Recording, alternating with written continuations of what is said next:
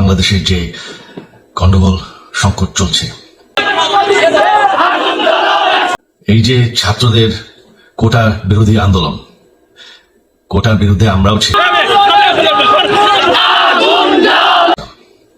শুরু থেকেই আমাদের সরকার কোটা সরিয়ে দিয়েছে, আমাদের সরকার তাদের সম্পূর্ণ দাবি মেনে নিয়েছে।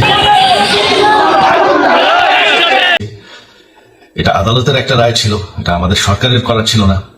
তাও আমরা অ্যাপিল করে দ্রুত এই কোটা তুলে দেই, তাতেও আন্দোলনকারীরা সন্তুষ্ট না।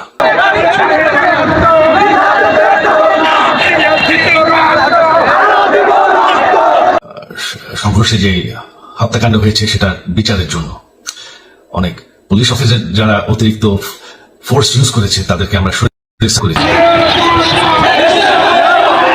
যতই তাদের দাবি মেনে নিতে থাকি, তারা কিছুতেই সন্তুষ্ট না, তারা খালি দাবি বাড়িয়ে যাচ্ছে।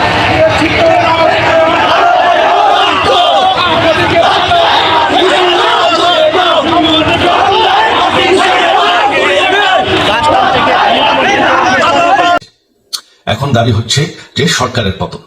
তবে সরকারের পতন হওয়ার পর কি হবে, কি হবে এটা কেউ ভেবেছে? আন্দোলন করে আমরা দেশের উন্নয়ন করেছি। আপনারা যে বঙ্গবন্ধুর মেয়ে শেখ হাসিনার বিরুদ্ধে বলছেন, আজকে শেখ হাসিনা না থাকলে বাংলাদেশ এতদূর আসতে পারত? অসম্ভব।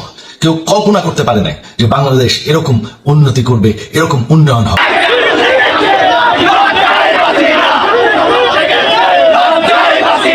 ঠিক আছে, শেখ হাসিনার পর আপনাদের কি হবে সেটা আমারও চিন্তার বিষয় না, আমার পরিবারের আর চিন্তার বিষয় না, আপনারা বুঝবেন।